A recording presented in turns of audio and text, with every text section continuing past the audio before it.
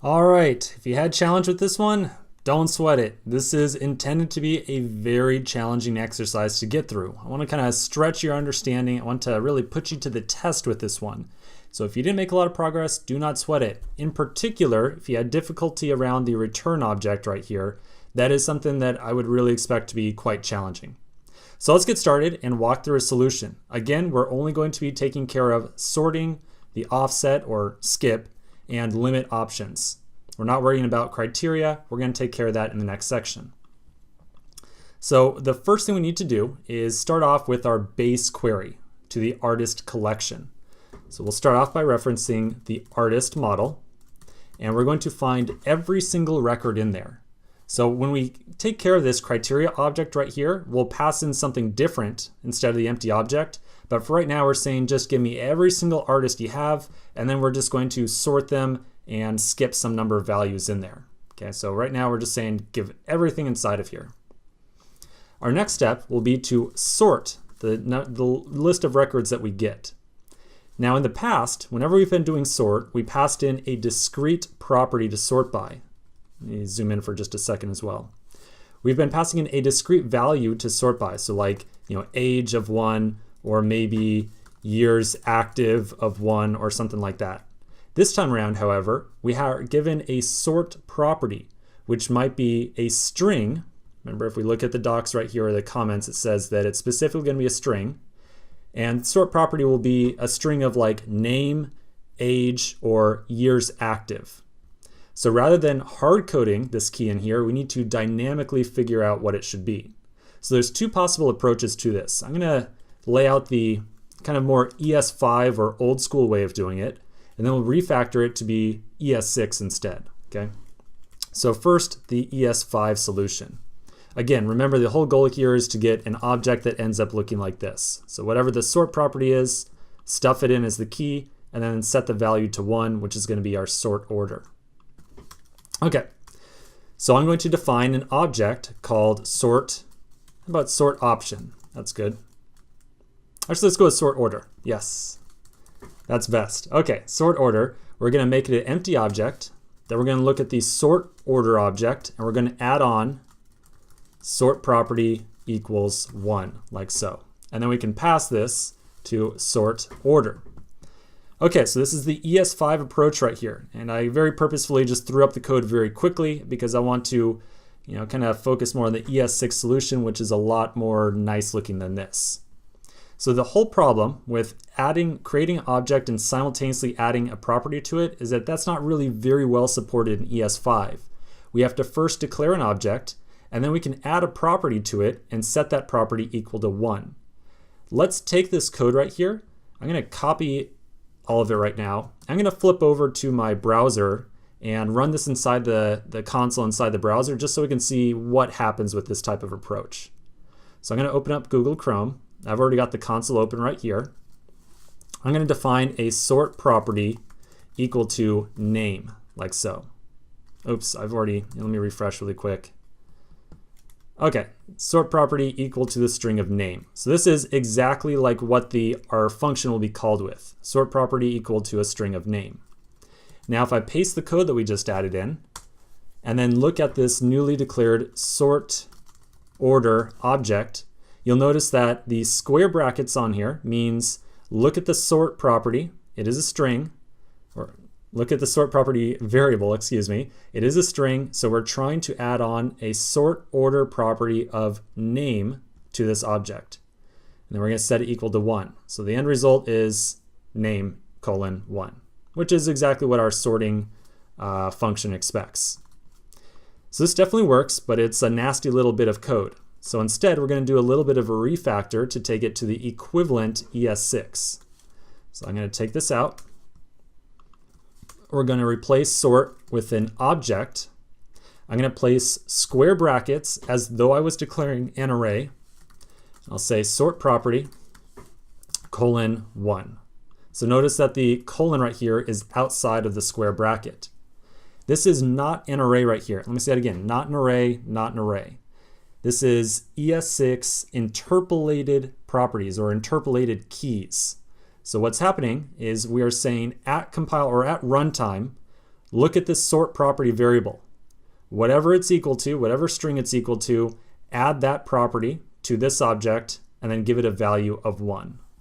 So if I take this statement right here, this object, and I bring it over to Chrome and I run it, you'll see that I also get name:1 as well. So these two approaches, 100% equivalent. Okay, sorry about the brief aside there if you're familiar with that ES6 syntax, but it's definitely worth a little bit of discussion. So now we can add on our two remaining modifiers to this query, something to handle with offsetting the number of records we get. And you'll notice that I use the term offset here. Offset is really referring to how many records to skip in the result set. So this is going back to like the skip and limit modifiers.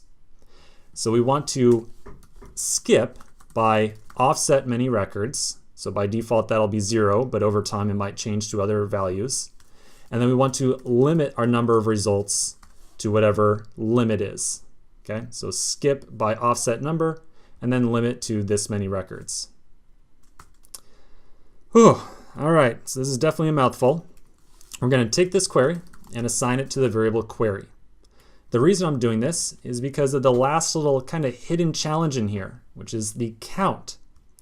So the promise that we're going to return from this function expects to have an object with a key of all that contains all the artists were found and a key of count that contains the total number of records inside the collection. Okay, the total number of records inside the collection. We've looked at the count of collections once before. If you recall, getting the count or the number of records inside a collection is an asynchronous operation. It's not like finding the length of an array where we can just say like array.length. We have to actually issue a order or an operation to the database. The database is going to figure out the number of records that exist, and then it's going to return it inside of a promise. Okay, so we have one promise for our query. We're going to have a second promise to find our count. Because we have two separate operations, two separate promises that are going out here, we again need to combine them together by using the promise.all helper.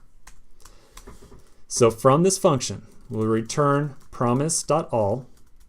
The first element inside the array we're going to pass to this will be query. And then the second element will be the promise that will be used to find the number of records, which will be artist.count.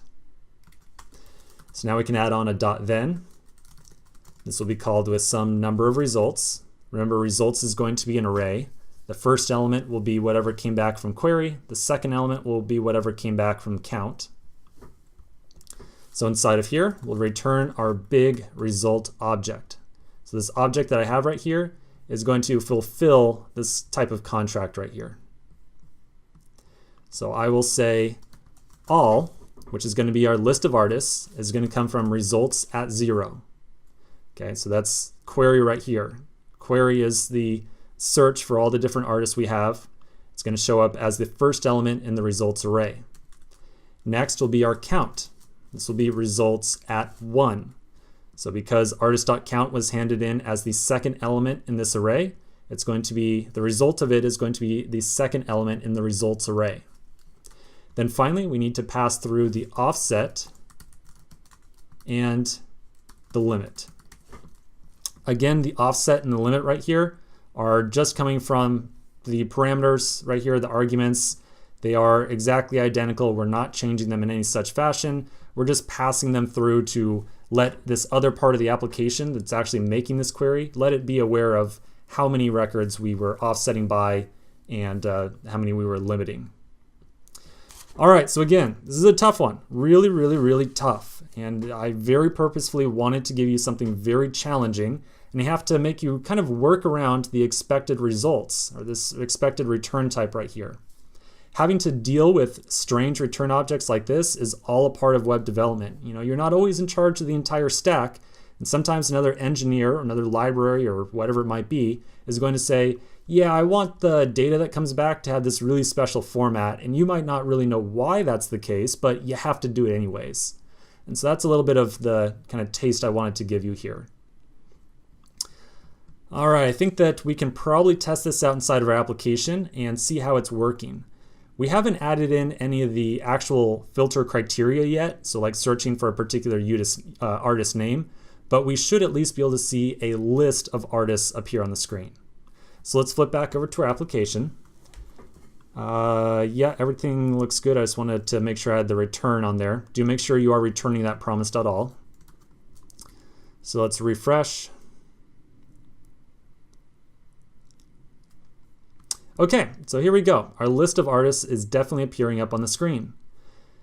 You'll notice that by default, it appears that they are all sorted by name. So we start off with Barney, D, H, J, K, M, M, M, M, S, S, Z, X. So it definitely looks like we're pretty good on the sort order.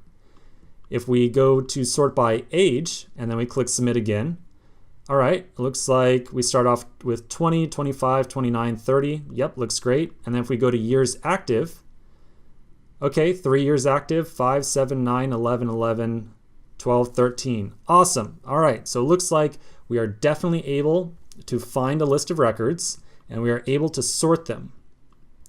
You'll notice that at the very bottom of this list now, we've got a paginator down here, which says, okay, you are on page 1 of all the results currently, and there were 12 records found. So this is where that count is coming from, or it's why we found the count. This results set, or this results page, is showing up to 20 records at a time.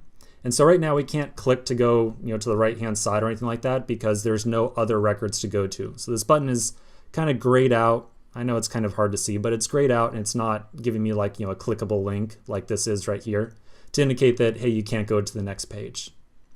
You'll notice just really quick on each artist, some of them are gray and some of them are white. And then you'll also see the checkbox on the left and a play button over here. So let's click on this link to the right. So this will take us to the detail page for a single artist. That's definitely helpful. If we click on back at the top left, it's up here. If we click on back, it'll take us back to our result set. The gray artists are meant to indicate artists who are retired, while white are artists who are not retired. So gray is retired, white is not retired. If you recall, we had another function that we were going to eventually write called set not retired and set retired. That is talking about whether or not these people are retired or not. And as a matter of fact, if you click on these checkboxes, you'll get the two buttons up here that say retire and unretire at the top. So that's if we want to forcibly kind of like do a bulk update on a bunch of records. So I'm going to unselect all these people and we go back to what we had before. Okay, so sorting definitely working. We can't quite test the pagination just yet, but we'll definitely come back to that. So the next thing we need to work on is the name search and the actual age range and years active range. So let's work on these kind of filtering criteria in the next section.